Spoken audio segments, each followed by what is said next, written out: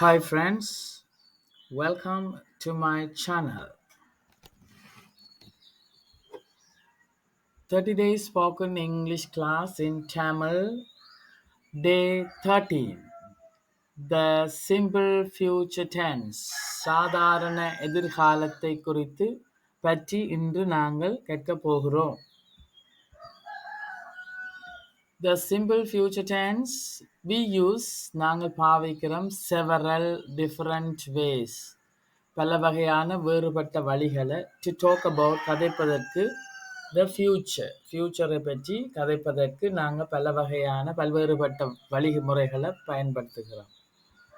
அதில் ஒன்றை பார்க்குறோம் சிம்பிள் ஃபியூச்சர் டென்ஸில் வில்லையும் ஷேலையும் பாவிச்சு எதிர்காலத்தை நாங்கள் இங்கே எதிர்காலத்தில் வில்லையும் ஷேலையும் எப்படி பயன்படுத்துவது என்பது குறித்து இன்று இந்த சிம்பிள் ஃபியூச்சர் டென்ஸுக்கு கீழே அவதானிக்க போகிறோம், படிக்க போகிறோம்.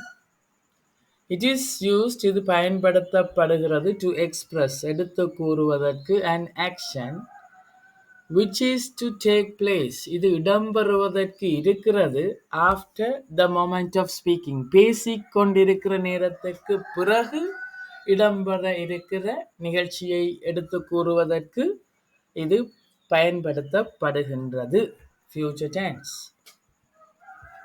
உதாரணமாக நாங்க ஐக்கும் பிக்கும் ஷால பாவிக்கிற வழக்கம் இருக்கு. I shall come tomorrow. நான் நாளை வருவேன்.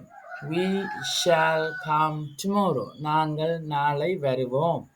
நார்மலா ஐக்கும் பிக்கும் ஷால் பாவிக்கிற வழக்கம் இருக்கு. ஐயோடையும் பியோடையும் வில்ல பாவிச்சோம்டா மாறி பாவிச்சோம்டா அதை சொல்றது எம்பேட்டிக் ஃபார்ம் மட்டும் இருக்கு.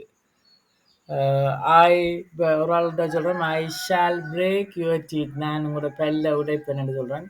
I will break your teeth பல்லு உடையும் அதை சொல்றேன் எம்பேட்டிக் ஃபார்ம் மாறி பாவிச்சா வலியுறுத்துறதா இருக்கும் எம்பேட்டிக் ஃபார்ம் என்று சொல்லுவோம்.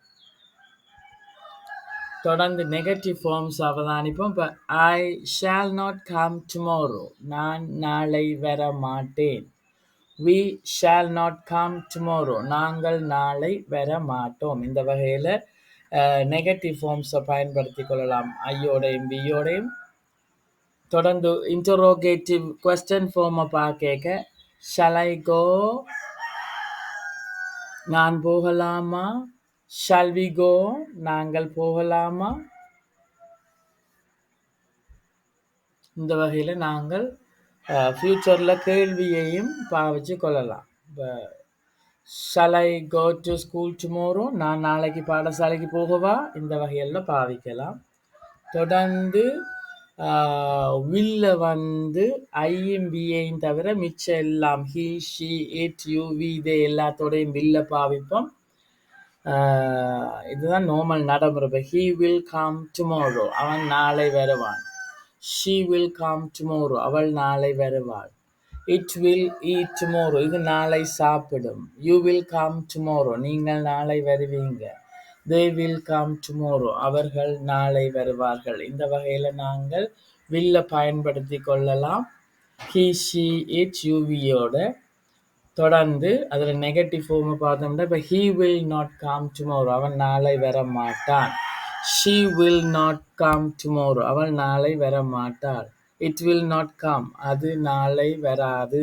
இல்லாட்டி it will not eat அது சாப்பிடாது. You will not come tomorrow நீங்கள் நாளை வர மாட்டீர்கள். They will not come tomorrow அவர்கள் நாளை வர மாட்டார்கள். தொடர்ந்து கேள்வியாக்கிற ஃபார்ம் அவதானிப்போம். Will he eat அவன் சாப்பிடுவானா.